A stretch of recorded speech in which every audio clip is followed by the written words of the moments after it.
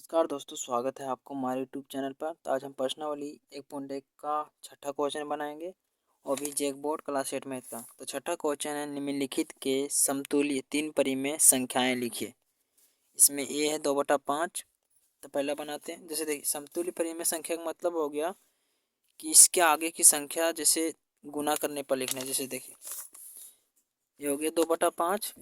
तो 2 को 1 से और 5 को 1 से गुना करने पर कितना हुआ? 2 एकम 2 और 5 एकम 5।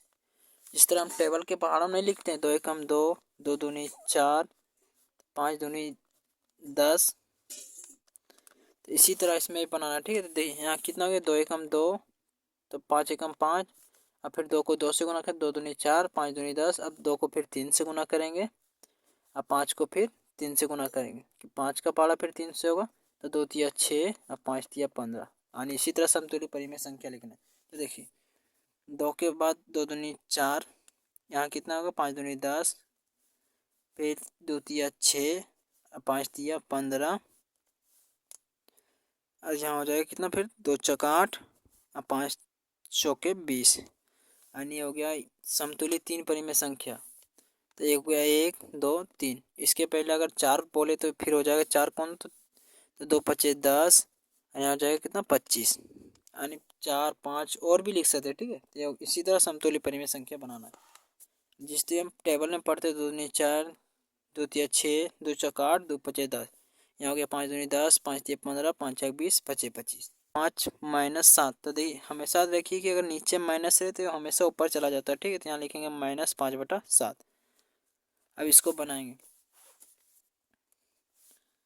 देखिए, 5 दूनी कितना होता है? 10, फिर 5 तिया 15, 5 चौके 20। यहाँ हो गया 7 दूनी 14, फिर 7 तिया 21, 7 चौके 28। यहाँ माइनस में होगा, ठीक, माइनस। अब देखिए, ये 3 हो गया तीन परिमेय संख्या। और भी लिख सकते हैं, 4 बोले तो 4 5 पचे 25, यहाँ हो जाएगा 7 पचे 35, ठीक है। अब देख सी 3/8।